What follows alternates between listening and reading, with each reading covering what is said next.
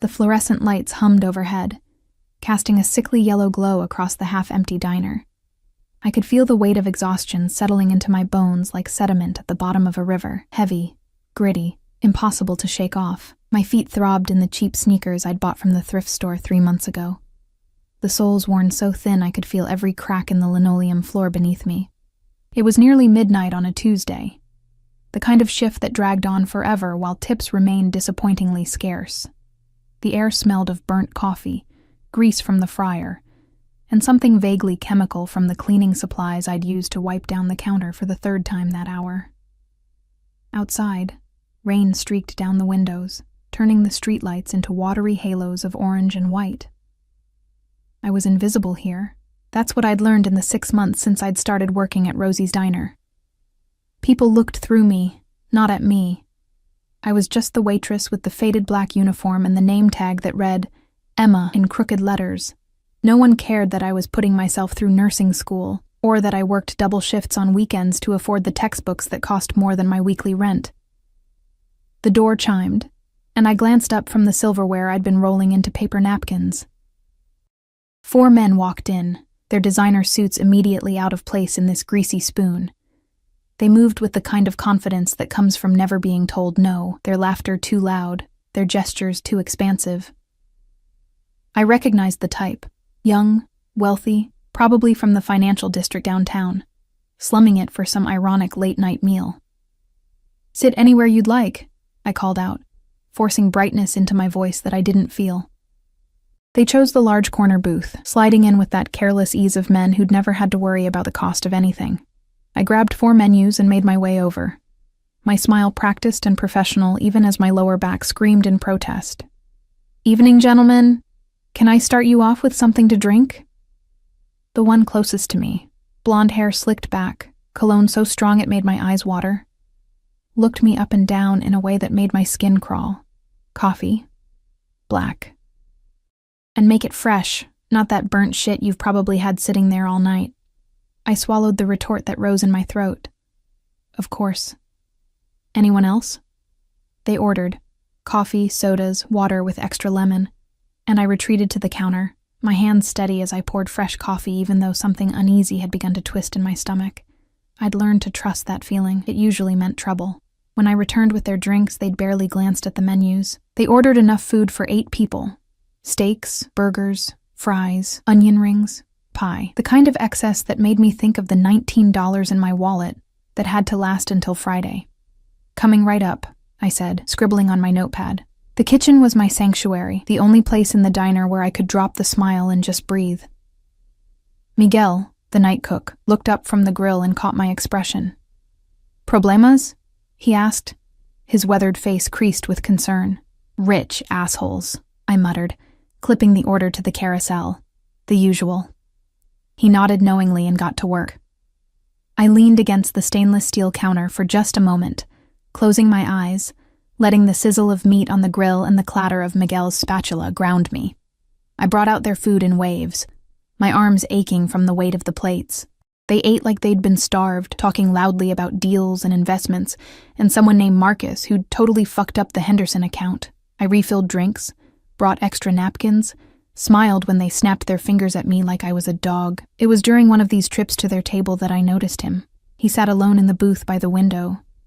So still he seemed almost like a shadow given form. I hadn't heard him come in, hadn't heard the door chime, but there he was, and the air in the diner had changed somehow. Grown thicker, more charged, like the pressure before a thunderstorm. He wore a black suit that looked like it cost more than my car, if I'd had a car. The fabric caught the light in a way that cheap material never could, tailored so precisely it seemed like a second skin. His dark hair was swept back from his face, and even though he was sitting, I could tell he was tall, broad-shouldered, dangerous in a way I couldn't quite articulate, but it was his eyes that caught me. Even from across the diner, even in the dim lighting, they were arresting, dark and intense, fixed on me with a focus that made my breath catch. Not leering, like the men in the corner booth. Something else. Something that felt like being seen for the first time in months. A man stood near the door, I realized. Tall, built like a wall, wearing a dark suit and an earpiece, security. My pulse quickened. I grabbed a menu and approached the man by the window, very aware of my worn uniform and the coffee stain on my apron from earlier. "Good evening," I said, and was surprised by how steady my voice sounded. "Can I get you something to drink?" Up close, he was even more striking. Sharp jawline, full lips, a small scar cutting through his left eyebrow. He smelled like expensive cologne, cedar, and something darker, almost smoky. When he looked up at me, really looked at me, I felt it like a physical touch. "Coffee." His voice was deep, measured, with the barest hint of an accent I couldn't place. "Black." "I'll be right back with that." As I walked away, I could feel his gaze following me, a tangible weight between my shoulder blades.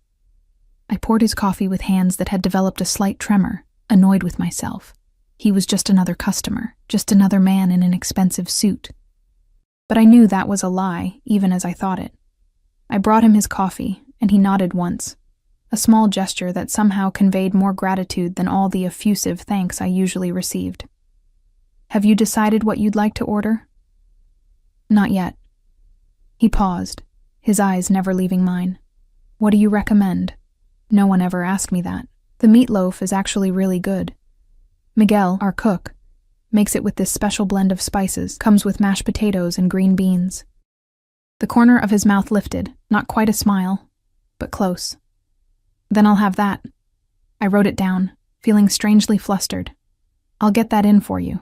The next hour passed in a blur of refills and check-ins. The men in the corner booth had finished eating and were now just lingering, their voices growing louder as they worked through several rounds of drinks.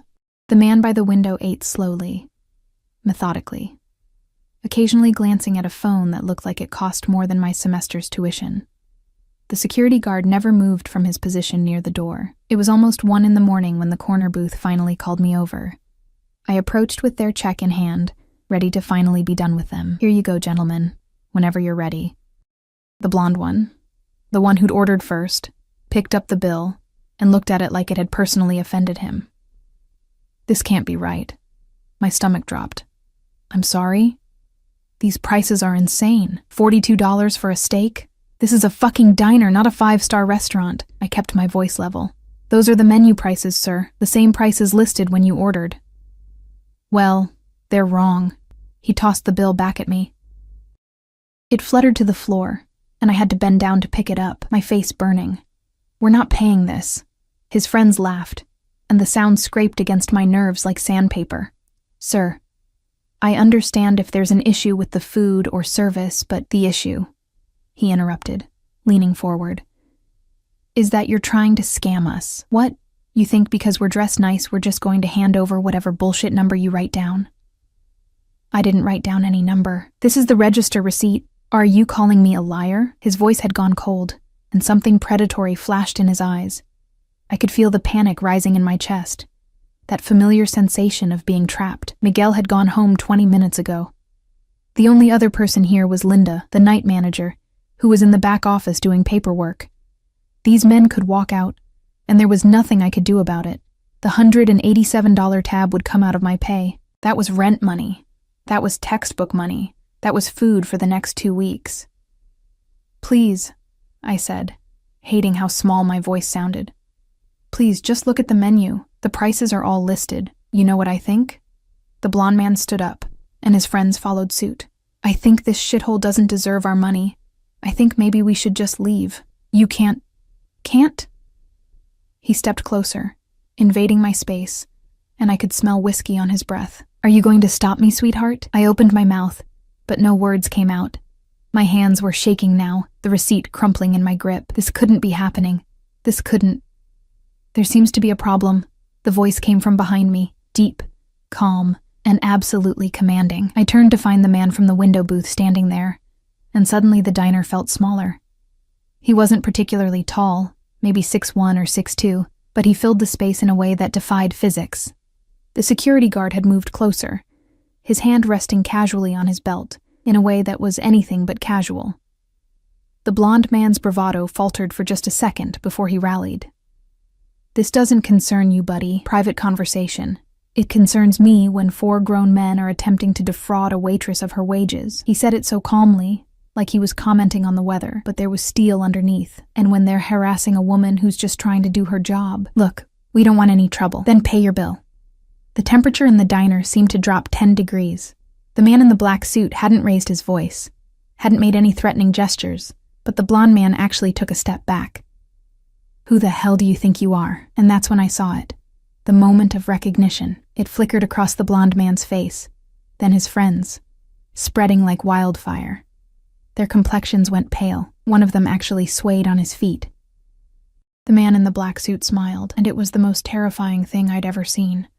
I think, he said softly, that you know exactly who I am.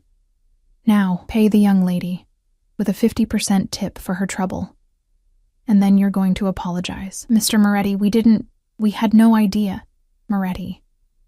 The name rang a bell somewhere in the back of my mind, but I couldn't place it.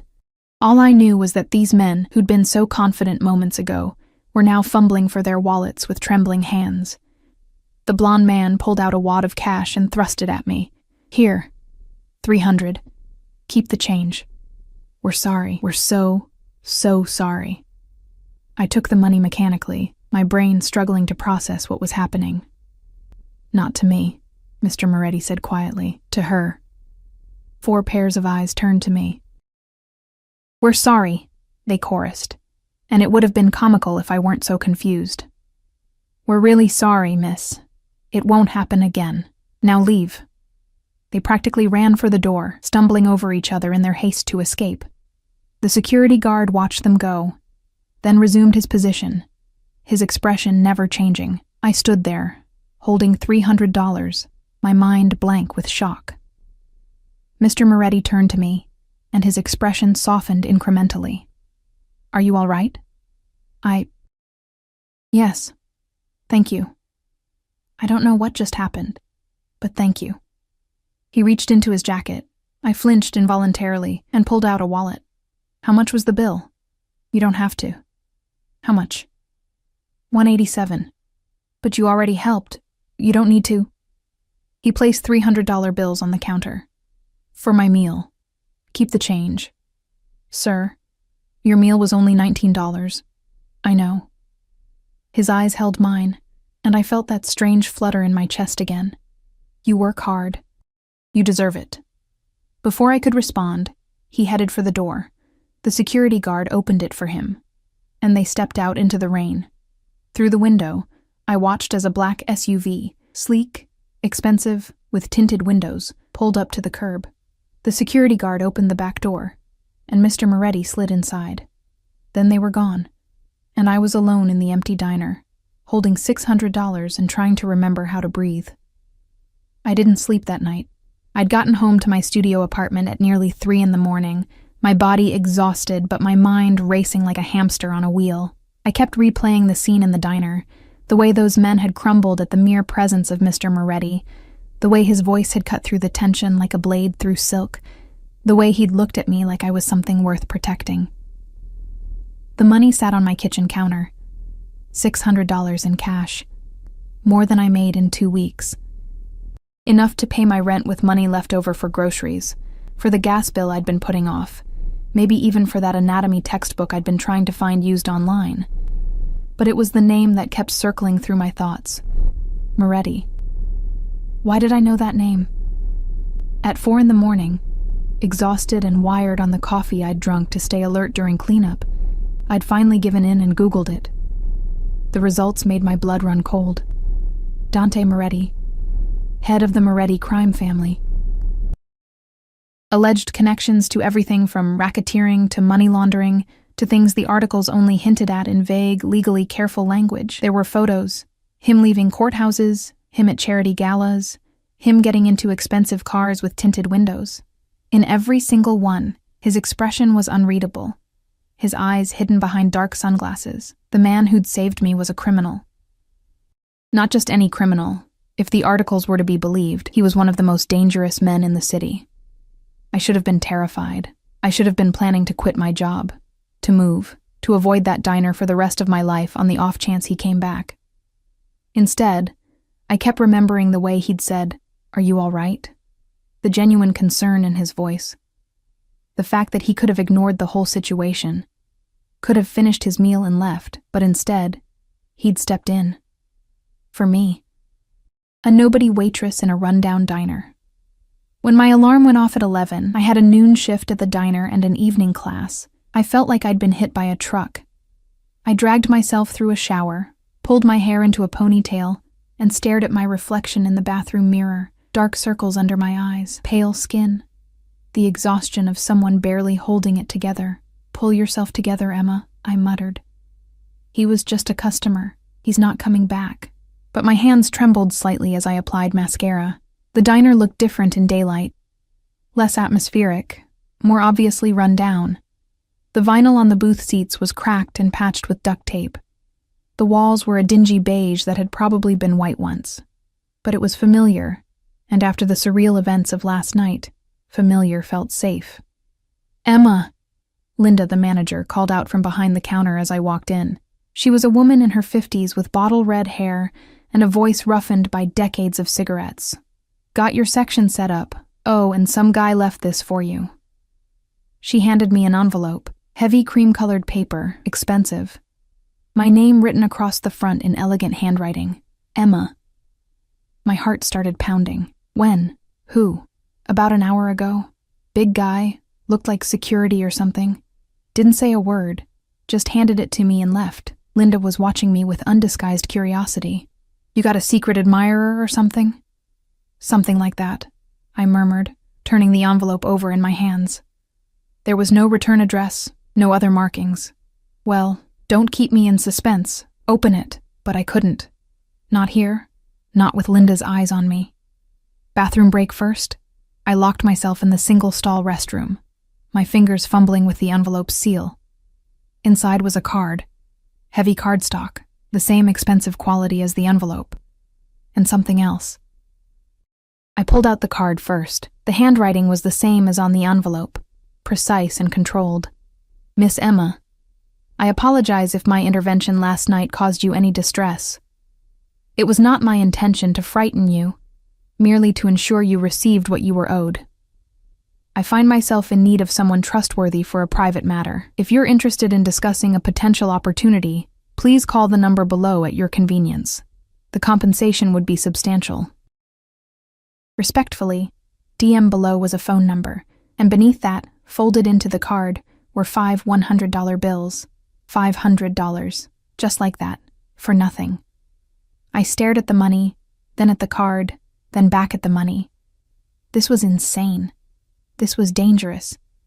Dante Moretti was a crime boss, and he was trying to recruit me for something. Whatever it was, it couldn't be legal. It couldn't be safe. I should throw this away. I should pretend it never happened. Instead, I tucked the card and the money into my purse and went back to work. The lunch shift passed in a blur. I took orders, delivered food, smiled at customers, all while the card seemed to burn a hole through my purse. Every time I walked past the booth by the window, his booth, I'd started thinking of it. I remembered the way he'd looked at me, seen me. My phone buzzed during my break, a text from my landlord.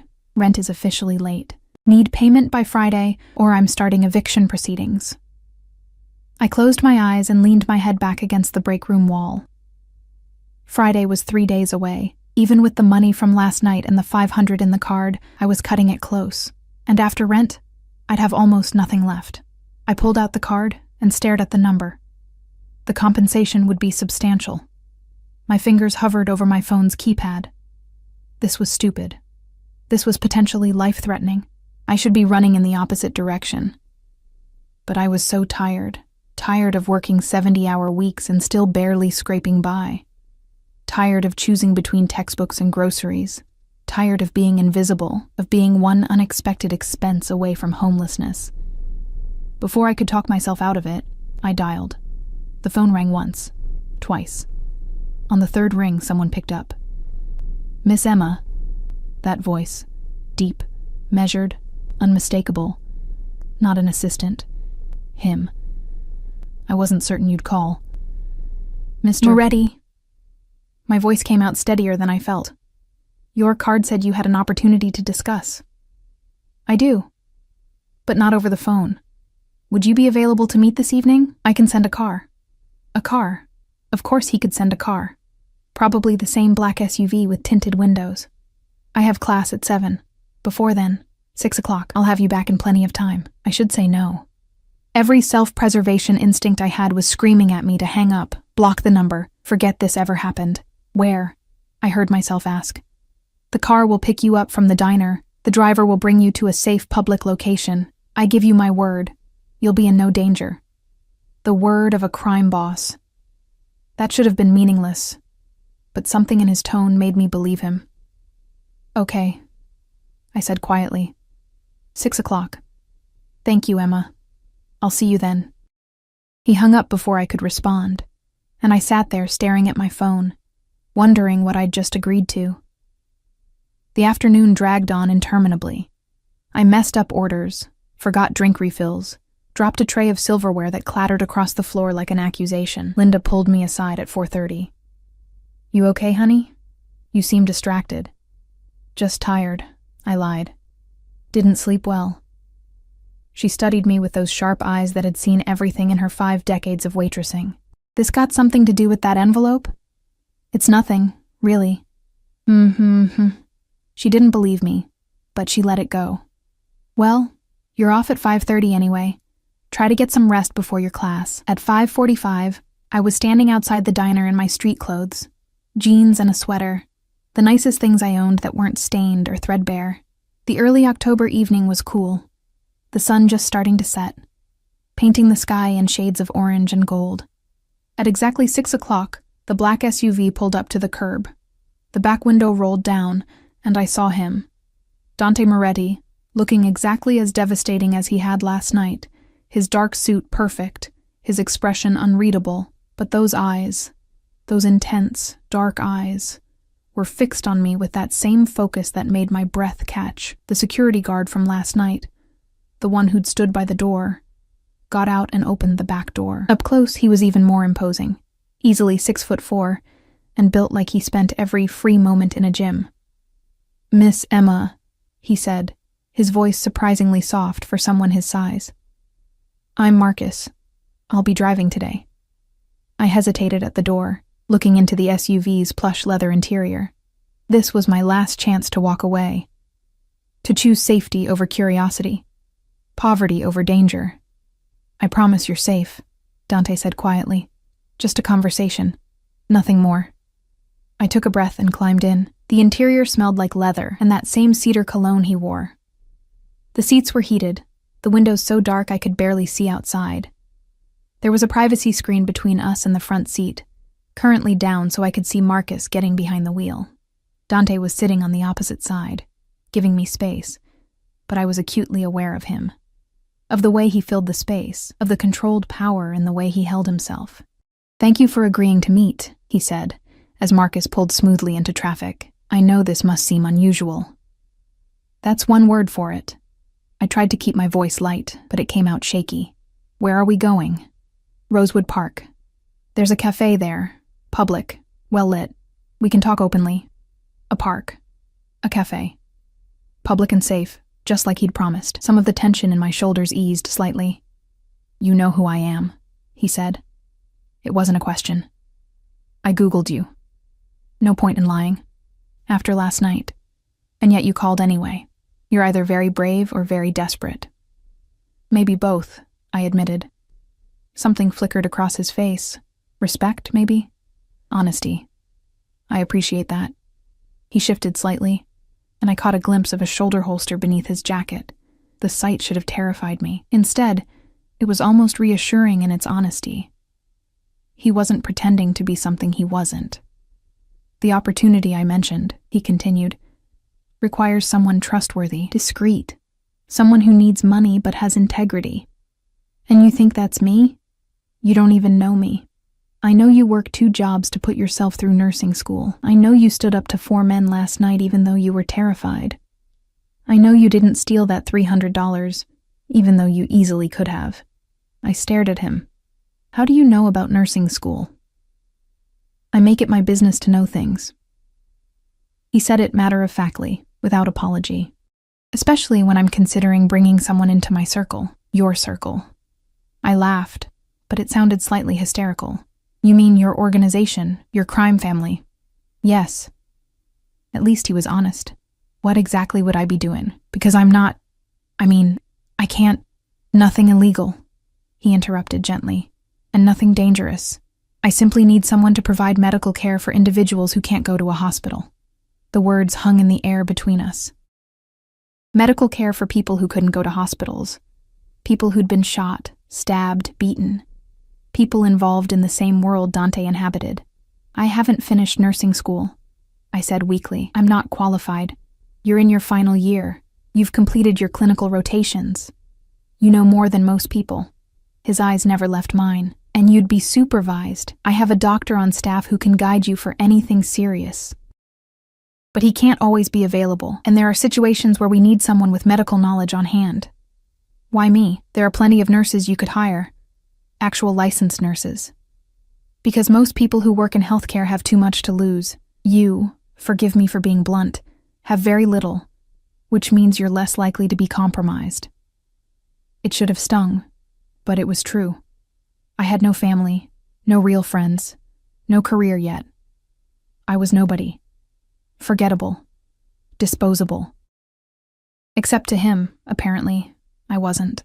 How much? I asked quietly. $5,000 per month. Retainer. Whether I need your services or not. If you're called to actually provide care, it's an additional $2,000 per incident. All in cash, $5,000 per month. I was currently making maybe $2,000, working myself into an early grave across 2 jobs. That's a lot of money. It's fair compensation for the discretion required. The SUV slowed, and I realized we'd arrived at the park. Through the windshield, I could see the cafe he'd mentioned, a charming little place with outdoor seating, couples walking by, completely normal and safe. Marcus opened my door, and I stepped out on shaky legs. Dante followed, and together we walked toward the cafe. 2 of his security guards materialized from somewhere, keeping a discreet distance but clearly present. We sat at an outdoor table, and a waitress appeared almost immediately.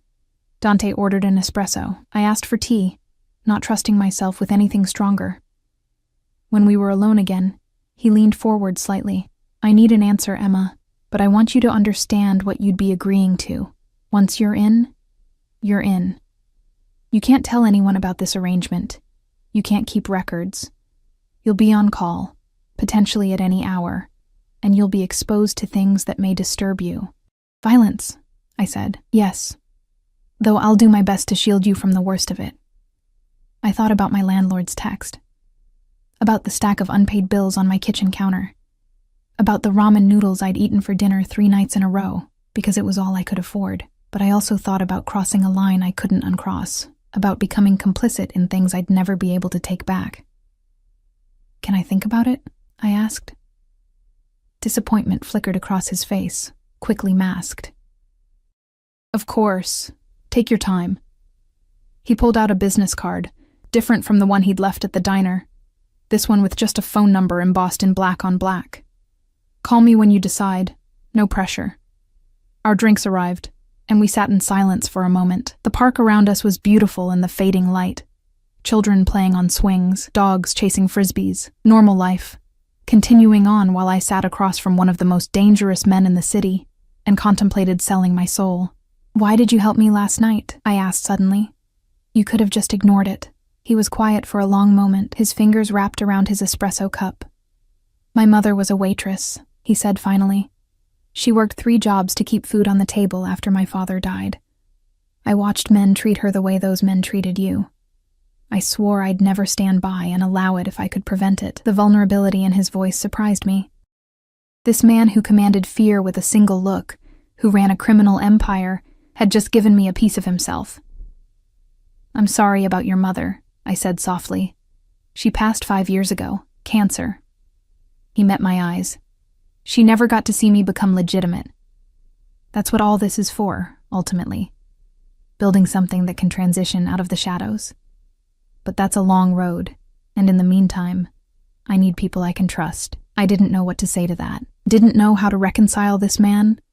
Thoughtful, protective, surprisingly open, With the articles I'd read about violence and criminal enterprise, Marcus appeared at his elbow and murmured something too quiet for me to hear. Dante nodded and stood. I apologize, but I need to leave. Marcus will drive you to your class. That's not necessary. It's already done. He pulled out his wallet and left $200 bills on the table for the tea. And Emma? Whatever you decide. Thank you for meeting with me. It was a pleasure. He walked away, his security detail falling in around him, and I watched him go, my mind spinning. Marcus drove me to campus in silence, pulling up precisely at 6:53. "Have a good class, Miss Emma," he said as I got out. I walked to my anatomy lecture in a daze, barely hearing anything the professor said. The business card felt like it was burning a hole in my pocket. $5,000 a month. All I had to do was compromise every ethical principle I'd ever held. But as I sat in that lecture hall, surrounded by classmates who had parents paying their tuition and didn't have to work 3 jobs just to survive, I realized something. I'd already been compromised by poverty, by a system that made it nearly impossible to get ahead without help. At least this way, I'd be choosing my own compromise. After class, I pulled out my phone and the card. My finger hovered over the call button for a full minute. Then I dialed. He answered on the first ring. "Emma." "I'll do it," I said. "I'll work for you." There was a pause, and when he spoke, I could hear the satisfaction in his voice. "I'll have Marcus pick you up tomorrow evening. We'll discuss the details then, okay? Emma? You won't regret this. I take care of people who are loyal to me." The line went dead, and I stood there in the empty parking lot, wondering what I'd just done. The next evening, Marcus picked me up at 7:30 after my shift at the diner. I'd spent the entire day in a fog of anxiety and anticipation, dropping plates, forgetting orders, jumping every time the door chimed. Linda had finally pulled me aside and asked if I was on drugs. "No," I'd said too quickly. "Just personal stuff." She'd looked at me with those knowing eyes. "Be careful, honey. Whatever it is." Now I sat in the back of the SUV, my hands twisted in my lap, watching the city pass by through tinted windows. We weren't heading to the park this time. We were going deeper into the city, toward the waterfront district where old warehouses had been converted into expensive lofts and exclusive restaurants. Marcus pulled into an underground parking garage beneath a sleek glass building. Security cameras tracked our movement. 2 men in dark suits stood by the elevator, nodding at Marcus as we passed. The elevator was all mirrors and chrome. I caught sight of myself, pale, underdressed in my jeans and sweater, looking every bit the terrified girl I was. Marcus stood beside me, silent and imposing, his eyes on the floor indicator as we climbed higher and higher. We stopped at the penthouse level. The doors opened directly into an apartment that made my breath catch. Floor-to-ceiling windows overlooked the city, the lights sparkling like scattered diamonds. The space was modern and minimalist. Dark wood floors, leather furniture, art on the walls that probably cost more than my entire life was worth. And there, standing by the windows with a glass of amber liquid in his hand, was Dante. He turned when we entered, and something in his expression softened when he saw me. "Emma, thank you for coming." "Thank you for having me." It came out like a question, and I felt immediately stupid. The corner of his mouth lifted, that almost smile I was beginning to recognize. "Can I get you something to drink? Wine? Water? Water would be good." He nodded to Marcus, who disappeared into what I assumed was the kitchen. Dante gestured to the seating area. "Please sit." I perched on the edge of a leather sofa that probably cost more than my car would have if I'd had one, my hands still twisted together. Dante sat across from me and even relaxed in his own space. There was something coiled about him, like a predator at rest, but never truly off guard. Marcus returned with a bottle of water, expensive, imported, naturally, and handed it to me before taking up position near the elevator. Always watching, always ready. "I want to be clear about expectations," Dante began, his dark eyes fixed on mine. "This isn't a traditional employment arrangement. You'll continue your normal life, school, your job at the diner if you wish, though you won't need to financially. But when I call, you come. Immediately. no questions. I swallowed hard. And if I'm in class? Or at work? You make an excuse and you come. I'll make it worth the inconvenience. He leaned forward slightly. The $5,000 monthly retainer starts today. I'll also provide you with a new phone. Secure line, untraceable. You keep it on you at all times. And a car. A car? My voice came out strangled. You can't be effective if you're dependent on public transportation or rideshare services. Something reliable but not flashy. A Honda or Toyota, perhaps. He said it so casually, like he was offering me a pen, not a car. That's too much. It's practical. And Emma? He waited until I met his eyes. I don't do anything that isn't practical. This isn't charity. You're providing a valuable service and I'm compensating you appropriately. Marcus's phone buzzed. He glanced at it, then at Dante. They're here. Dante nodded and stood. Good. Emma, I want you to meet Dr. Reeves. He'll be your supervisor for any serious cases. He's going to assess your skills and go over protocols. The elevator doors opened, and a man in his late 50s stepped out. He was slight, with graying hair and wire-rimmed glasses, carrying a leather medical bag that looked well used. He didn't look like someone who worked for the mob. He looked like someone's kindly uncle. Dr. Reeves, Dante said. This is Emma. She'll be our new on-call medic. Dr. Reeves extended his hand, and I shook it. His grip was firm, professional. Pleasure to meet you, Emma. Dante tells me you're in nursing school. Final year? Yes, sir. I finish in May. Excellent. Well, let's see what you know, shall we? The next 2 hours were surreal. Dr. Reeves had me demonstrate basic medical procedures, taking vitals, starting an IV line, wound assessment, and cleaning. He quizzed me on drug interactions, emergency protocols, when to insist on hospital transport despite the risks.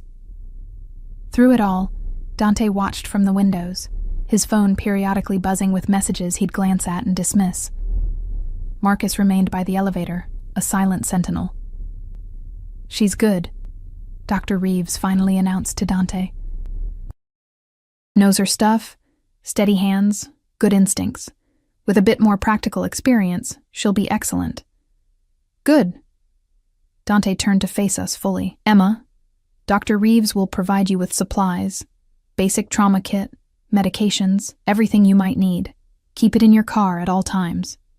If you're called to a scene, Marcus or one of my other men will accompany you. You do not go alone. Understood? Understood. And one more thing. His expression grew serious. You will see things, hear things, names, faces, details of operations. None of it leaves your lips, not to friends, not to classmates, not even to a therapist if you feel you need one. The moment you become a liability, you become a problem. And I don't want you to become a problem. The threat was clear beneath the polite words. I nodded, my mouth dry despite the water I'd been drinking. I won't say anything, I promise. He studied me for a long moment, then nodded. I believe you. Marcus, take Emma home. And give her the phone and keys. Marcus produced both from seemingly nowhere. A sleek black smartphone and a set of car keys with a Honda emblem. The car's in the garage, space B17, already registered and insured in your name. I stared at the keys in my hand. This was real. This was actually happening. Thank you, I managed. For all of this. Don't thank me yet, Dante said quietly. Wait until you've actually done the work.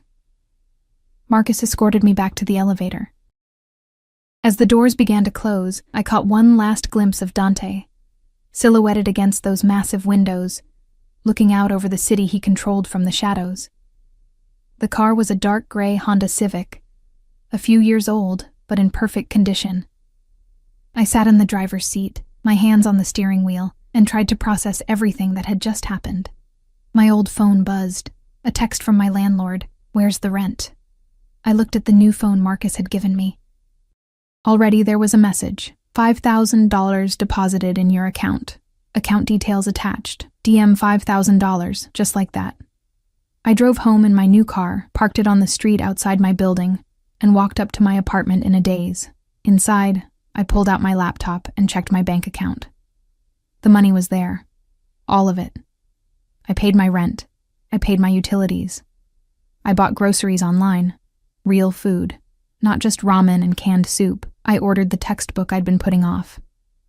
And then I sat on my threadbare couch and cried. Because for the first time in 3 years, I wasn't drowning. I could breathe. The new phone remained silent for 3 days. I went to class, went to my shifts at the diner, lived my normal life with this secret humming beneath my skin. The medical kit Dr. Reeves had given me sat in my car's trunk, a constant reminder. On the 4th night at 2 a.m, it rang. I jolted awake, fumbling for the phone in the darkness. Hello? Emma. Dante's voice, but different, tighter, urgent. I need you. Marcus is on his way. 5 minutes. What happened? Is someone... Just be ready. He hung up before I could respond. I threw on clothes, grabbed my medical kit, and was standing outside when the black SUV pulled up exactly 5 minutes later. Marcus didn't speak as I climbed in, just pulled into traffic with smooth efficiency. We drove for 20 minutes, leaving the familiar streets of my neighborhood for areas I'd never been. Industrial zones, warehouses, places where streetlights were few and shadows were many. We pulled up to a building that looked abandoned from the outside. Marcus got out, and I followed, my heart pounding so hard I could hear it in my ears. Inside was different, renovated, lit, full of people moving with purpose. And in the center of it all, on a table that had been cleared for exactly this purpose, was a man. He was young, maybe 25, his shirt soaked with blood, a bullet wound in his shoulder, bleeding heavily. Emma. Dante appeared beside me, and I saw blood on his hands, on his shirt. Not his blood. Can you handle this? I looked at the wounded man, at the blood, at the fear in his eyes. Every instinct I had screamed that I should run, should get out of here, should call the police. But I'd made a choice, and people didn't walk away from Dante Moretti once they were in. Yes, I heard myself say. I can handle it. I stepped forward, opened my kit, and got to work. The bullet had gone clean through, which was the only good news about the situation. I worked quickly, my training overriding my panic. Clean the wound, check for arterial damage, apply pressure. Start an IV for fluids. My hands didn't shake. That surprised me more than anything. His name is Tommy, Dante said quietly from beside me. He'd positioned himself where he could watch both me and the door. He's 23. Works in my shipping operations. Tommy, I said, looking into the young man's terrified eyes. I'm Emma. I'm going to help you, okay? This is going to hurt, but I need you to stay still.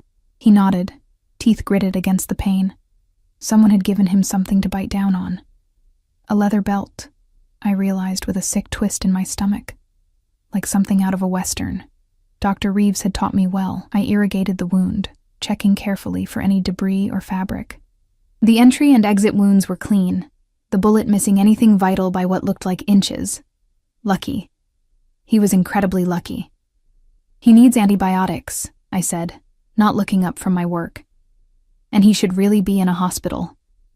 If this gets infected, no hospitals, Dante said firmly. Can you handle it? I thought about the bottles in my kit, the broad-spectrum antibiotics Dr. Reeves had insisted I carry. Yes, but he needs to be monitored. Someone needs to check on him every few hours, watch for fever, signs of infection. I'll arrange it. Dante's phone was already out, his fingers moving across the screen. I worked for another 40 minutes, cleaning and dressing both wounds, administering pain medication and antibiotics, setting up the IV. Around me, men moved in and out, their voices low, their eyes occasionally flicking to where I worked. I felt their assessment, their judgment. The new girl, the outsider, the liability. When I finally stepped back, my hands were covered in blood, Tommy's blood, and I was shaking. Not from fear, I realized, from adrenaline crash. You did well, Dante said softly. He handed me a towel, and I wiped my hands mechanically. Very well. He needs rest, pain management, those antibiotics every 6 hours.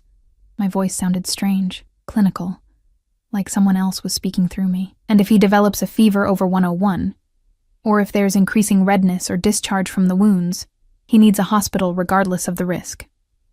Understood. Dante gestured to two men I hadn't noticed. Get Tommy to the safe house. Make sure he's comfortable. Emma's instructions are to be followed exactly. They moved Tommy carefully, lifting him on what I now saw was a proper stretcher. Professional. Organized. This wasn't the first time they'd dealt with something like this. That thought should have terrified me. Instead, I felt oddly numb. Come, Dante said, his hand warm on my lower back. You need to clean up. He led me through the warehouse to a small office space. Inside was a bathroom, surprisingly clean, well-stocked. He gestured me in, then waited outside while I scrubbed Tommy's blood from under my fingernails, watching the water run pink in the sink. When I emerged, he was leaning against the wall, his jacket removed, his shirt still stained with blood. He looked tired in a way I hadn't seen before. Human. What happened? I asked quietly. To Tommy? Wrong place, wrong time. A rival crew tried to hit one of our operations. Tommy got caught in the crossfire. His jaw tightened. They'll regret it. The casual promise of violence should have made me recoil. Instead, I just felt exhausted. Marcus will take you home, Dante continued. There's a bonus in your account, $10,000 for tonight, $10,000 for an hour's work. I should have been grateful. Instead, I felt sick. I don't want it. He looked at me sharply. What? The bonus. I don't want it. The retainer is enough. I met his eyes. That boy, Tommy, he's just a kid. He almost died tonight. I don't want to profit from that. Something shifted in Dante's expression. Surprise, maybe. Or respect. Emma, please, my voice cracked. Just let me do this one decent thing. He studied me for a long moment, then nodded slowly. But you still did excellent work tonight. No bonus. Thank you. Marcus appeared then, ready to drive me home. I followed him out in silence, too drained to speak. As we reached the SUV, I heard Dante's voice behind me. Emma. I turned. He stood in the warehouse doorway, backlit so his face was in shadow. You're stronger than you think. Remember that. The drive home passed in a blur. I showered until the water ran cold, scrubbing at skin that felt contaminated despite the blood being long gone. Then I lay in bed, staring at the ceiling, replaying every moment. I'd just helped a criminal. I'd provided medical care to someone who'd been shot in gang violence. I'd crossed a line I could never uncross. But Tommy was alive because of me. That had to count for something, didn't it? Sleep, when it finally came, was restless and filled with blood. The next 2 weeks fell into a strange rhythm. I went to classes, worked my shifts at the diner, though I'd cut back to just 3 days a week now that money wasn't desperate. I studied. I slept. I lived a normal life, except for the phone. The secure line that stayed charged and close, always waiting. It rang 4 more times, twice for minor injuries, cuts that needed stitches, a broken finger that needed setting. Once for an overdose that I managed to reverse with naloxone, my hand steady even as the man convulsed on the floor, and once for nothing, a false alarm, a panic over what turned out to be a bad case of food poisoning. Each time I went. Each time Dante was there, watching me work with those intense dark eyes. Each time he thanked me quietly, ensured I had what I needed, sent me home safely. And each time, I felt the distance between my two lives growing wider. At school, I smiled and took notes, and pretended I was just like everyone else. At the diner, I served coffee and made small talk with regulars. But underneath, I carried secrets that would destroy me if they ever came to light. I was good at it, I realized. The compartmentalization. Maybe too good. It was a Thursday afternoon when everything changed. I was at the diner, refilling salt shakers during a slow period, when my regular phone buzzed. A number I didn't recognize. Hello? Is this Emma Foster? A woman's voice, professional. Yes, this is Catherine Mills from Mercy General Hospital. We have a patient here who listed you as an emergency contact. A Thomas Brennan? My blood ran cold. Tommy. Is he okay? What happened? He came in with a fever and infection. We've got him on IV antibiotics, and he's stable now. But he was asking for you. Are you family? I'm a friend. My mind raced. I'll be there as soon as I can. I told Linda I had a family emergency, not technically a lie, and drove to the hospital. My heart pounded the entire way. How had Tommy ended up there? What had gone wrong? And did Dante know? I found Tommy in a room on the 4th floor, hooked up to monitors and IVs, looking pale but alive. His eyes lit up when he saw me. Emma, you came. Of course I came. I moved to his bedside, automatically checking his vitals even though the machines were doing that. What happened? Why are you here? The fever wouldn't break. The guys at the safe house got scared and brought me in. He grabbed my hand weakly, but I didn't tell them anything. About you. About Mr. Moretti. About what really happened. I said I got mugged, got shot by some random guy. They believed me. Good. That's good. But my mind was spinning. The doctors would have seen the wound care, the professional treatment. They'd know someone with medical knowledge had helped him initially. I wanted to thank you, Tommy continued, for saving my life. Mr. Moretti told me what you did. How you could have walked away but didn't. I'm glad you're okay. He cares about you, you know, Mr. Moretti. I've worked for him for 3 years, and I've never seen him look at anyone the way he looks at you. My stomach flipped. Tommy, you're on pain medication. You're not thinking clearly. I know what I see. He's different around you, softer. Before I could respond, my secure phone buzzed, a text from Dante. Where are you? My hands trembled as I typed back. Mercy General. Tommy's here. Infection got bad. The response came immediately. Stay there. I'm coming. He's on his way. I told Tommy. Good. Tommy's eyes were already drifting closed, the medication pulling him under. You're good for him, Emma. Don't let him push you away. I sat with Tommy until he fell asleep, my mind churning. Dante looked at me differently. What did that even mean? 30 minutes later, I heard his voice in the hallway. Low, controlled, but unmistakably his. I stepped out of Tommy's room and found him with Marcus and another man I didn't recognize, talking to a doctor in a white coat. When Dante saw me, something in his expression shifted. Relief, maybe. He excused himself and walked over, and I was suddenly aware of how I must look, rumpled, tired, worried. Is he all right? He asked quietly. Yes. They caught the infection in time. He'll be fine. Thank God. He ran a hand through his hair, and I realized he'd been genuinely worried. Not about exposure or complications. About Tommy. About a 23-year-old kid who worked in his organization. Did you know he listed me as his emergency contact? I asked. No, I didn't. Dante's jaw tightened. That was foolish of him. It creates a connection between you and this situation, maybe. But it also saved his life. We stood there in the fluorescent hospital hallway, and I saw him clearly for perhaps the first time. Not a crime boss, not a dangerous man, just someone trying to protect his people, the weight of responsibility visible in the set of his shoulders. Come on, he said finally. I'll have Marcus drive you home. You look exhausted. My car's here. I'll have someone bring it to your apartment tomorrow. You shouldn't be driving right now. He was right. I was running on fumes. I nodded and let him guide me out, his hand resting lightly on my lower back, a touch that felt protective rather than possessive. In the SUV, I leaned my head back and closed my eyes. I felt Dante slide in beside me, closer than usual, felt the warmth of him, the solid presence. Emma, he said quietly, and I opened my eyes to find him watching me with an intensity that made my breath catch. Tommy was right. What you did, coming here, checking on him when you didn't have to, that says something about who you are.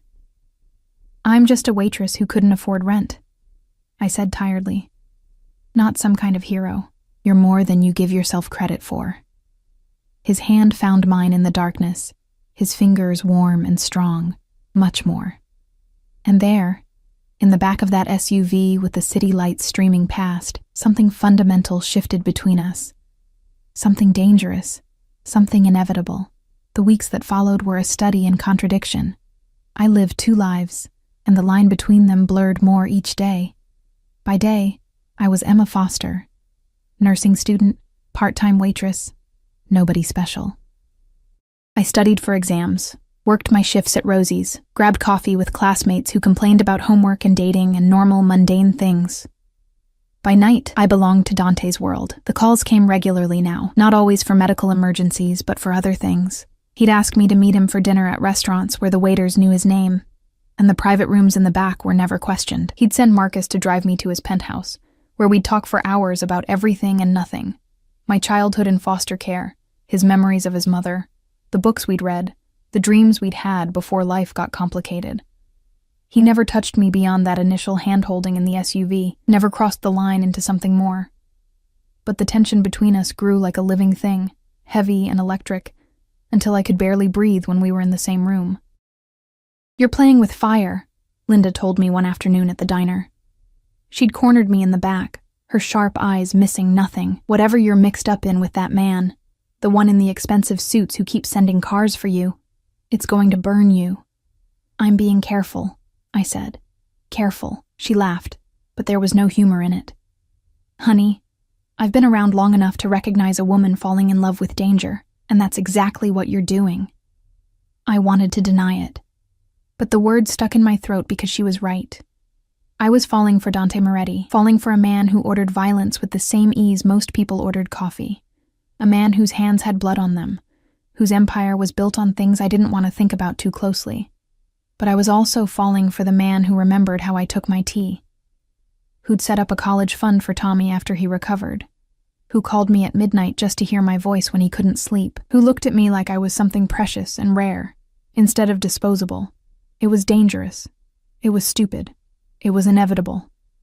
Everything came to a head on a cold November night, 6 weeks after I'd first agreed to work for Dante. The call came at 11 p.m. Not Dante's voice this time. Marcus's, tight with urgency. "Emma, we need you. Now. It's bad." I was in the SUV within minutes, my medical kit clutched to my chest, my heart racing. Marcus drove like a man possessed, weaving through traffic, running red lights. We weren't going to the warehouse. We were going to Dante's penthouse. The elevator ride up felt like it took hours. When the doors opened, I stepped into chaos. Blood on the floor, men shouting. And there, on that expensive leather sofa, was Dante. He was conscious, which was good, but there was so much blood, a gash across his ribs, deep enough that I could see muscle. His shirt was shredded, his face pale but his eyes still sharp, still aware. "Emma." His voice was strained. "Sorry to ruin your evening." "Shut up." I dropped to my knees beside him, my hands already moving, assessing. "What happened?" "Ambush. Knife." He winced as I pressed gauze to the wound. "The other guy looks worse. I don't care about the other guy." My voice came out sharper than I intended, fear making me harsh. "This needs stitches. A lot of stitches. And you might have internal bleeding. No hospital. Dante." "No. Hospital." He grabbed my wrist, his grip still strong despite the blood loss. "Please, Emma. I'm trusting you." I looked into those dark eyes and saw the truth there. Going to a hospital meant questions, police, exposure, the unraveling of everything he'd built. "Fine." I pulled out my phone, the secure one, and called Dr. Reeves. "But I'm getting backup." Dr. Reeves arrived 20 minutes later, and together we worked on Dante. The wound was deep but clean. No internal bleeding that we could detect. No nicked organs. Lucky. He was so incredibly lucky. I stitched him up with steady hands while Dante watched me, never looking away, even when I knew it must have hurt terribly. Dr. Reeves monitored vitals, administered pain medication, double-checked my work. "Excellent suturing," he murmured approvingly. "You've got real talent, Emma," but I barely heard him. All I could focus on was Dante's face, the paleness of his skin, the way his breathing was too shallow. When we were finally done, Dr. Reeves packed up his supplies. "He needs rest. No strenuous activity for at least 2 weeks. The stitches come out in 10 days. Emma can do that." He looked between us, something knowing in his expression. "I'll leave you two alone. Call if anything changes." Then it was just us. Marcus had cleared out the other men, posted guards at the elevator, given us privacy. The penthouse was silent, except for the sound of our breathing. "You're angry," Dante said quietly. I'm terrified.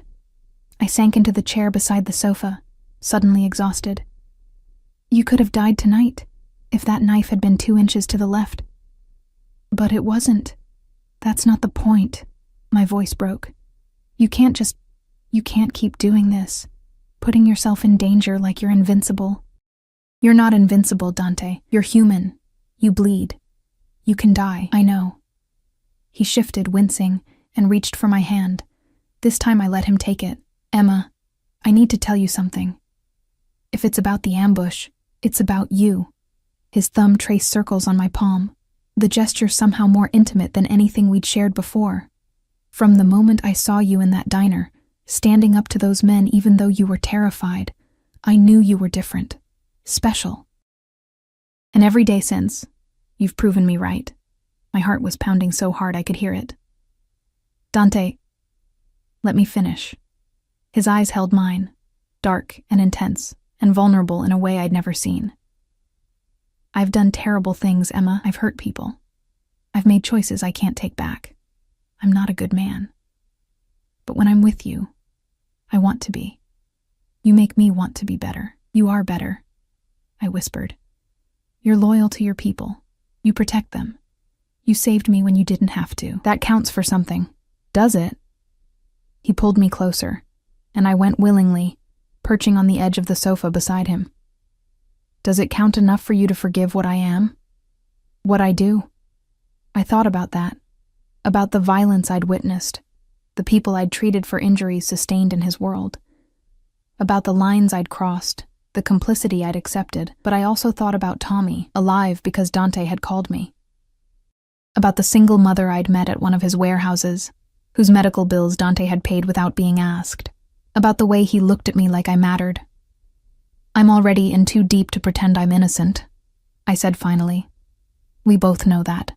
The question is whether I'm okay with that. Whether I can live with the choices I've made. And can you? I looked at him. Really looked at him. At the man behind the reputation.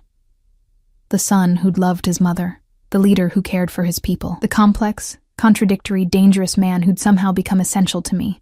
Yes, I said. I can. Because those choices led me to you. Something blazed in his eyes. Relief. Desire. Something deeper. Emma, I kissed him. Leaned forward and pressed my lips to his, cutting off whatever he'd been about to say. For a moment he froze, surprised. Then his hand came up to cup my face and he kissed me back with a gentleness that contrasted sharply with everything I knew about him. When we finally pulled apart, we were both breathing hard. That was unexpected, he murmured, his thumb tracing my cheekbone. You almost died tonight. Life's too short for expected. He laughed. Actually laughed. The sound rusty but genuine. I suppose it is. Then his expression grew serious again. Emma, if you do this, if you choose me, there's no going back. My world is dangerous. The people who want to hurt me will try to use you to do it. I can protect you, but I can't guarantee your safety. And I can't promise that loving me won't destroy you. Loving you? My heart stuttered on the words. Yes. No hesitation. Because that's what this is, isn't it? Why else would you be crying right now? I reached up and realized my cheeks were wet. When had I started crying? I don't know when it happened, I admitted. Somewhere between you saving me from those men and me stitching you up tonight. But yes, I love you. Even though I probably shouldn't, even though it's insane. It is insane. He pulled me closer, careful of his injury, until I was curled against his uninjured side. But I love you too.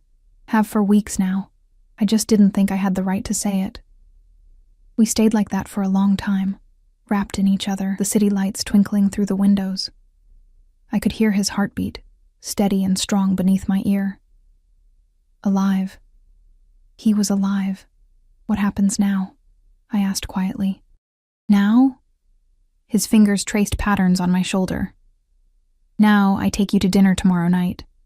Somewhere fancy where I can show you off. I buy you flowers and jewelry and all the things you deserve. I introduce you to my inner circle as the woman I'm serious about. And I spend every day trying to be worthy of you. You don't have to buy me things. I want to. Let me spoil you, Emma. Let me give you everything you've been denied." He pressed a kiss to my hair. "You've spent your whole life taking care of everyone else. Let me take care of you for a change." The offer should have felt like a trap, like giving up my independence. Instead, it felt like safety, like home. "Okay," I whispered. "Okay." 6 months later, I stood in that same penthouse, looking out at a city that felt like it belonged to us. I'd graduated nursing school with honors. I'd quit the diner, though I still saw Linda occasionally for coffee, carefully editing the details of my new life. I'd moved into Dante's penthouse 2 months ago, my threadbare belongings looking absurd in all that luxury, until he'd taken me shopping and replaced everything. The medical calls still came, but less frequently now. Dante was working on making his operations more legitimate, slowly transitioning away from the things that required my particular services. It was a long process, he'd explained, but it was happening. I heard him come in before I saw him. The sound of the elevator doors, Marcus's low voice reporting something. Then Dante's footsteps approaching, his arms wrapped around me from behind, and I leaned back into his warmth. "Good day," he murmured against my hair. "Great day. I got the job offer from Mercy General. They want me in their ER." He spun me around, his face lit with genuine joy. "Emma, that's incredible. I'm so proud of you. I couldn't have done it without you. The extra studying time, the practical experience, you did this yourself. I just made sure you had what you needed to succeed." He cupped my face in his hands. "You're extraordinary. Do you know that?" I smiled up at him, this dangerous man who'd become my everything. "Only because you make me believe it." He kissed me then, deep and sweet and full of promise. When we pulled apart, he reached into his pocket and pulled out a small velvet box. My breath caught. "Dante, I know we haven't been together long," he said, dropping to one knee despite the expensive suit. "And I know I'm not the kind of man you probably dreamed of marrying. But Emma Foster, you saved me in more ways than you know. You saw past what I am to who I could be. And I want to spend the rest of my life being that man for you. Will you marry me?" I should have thought about it. Should have considered the implications, the danger, the complexity of binding my life to his. But I'd learned something in these past months. Sometimes the most dangerous choice is also the right one. "Yes," I said, tears streaming down my face. "Yes, I'll marry you." He slipped the ring on my finger, a simple diamond, elegant and perfect, and stood to kiss me again. Through the windows, the city sparkled beneath us, full of possibilities and second chances. I'd walked into Dante Moretti's world expecting darkness. What I found instead was a complicated, flawed, deeply human man who loved me with a fierceness that took my breath away. A man who'd been shaped by violence but was choosing, every day, to be something more. We weren't perfect. Our love story wasn't conventional.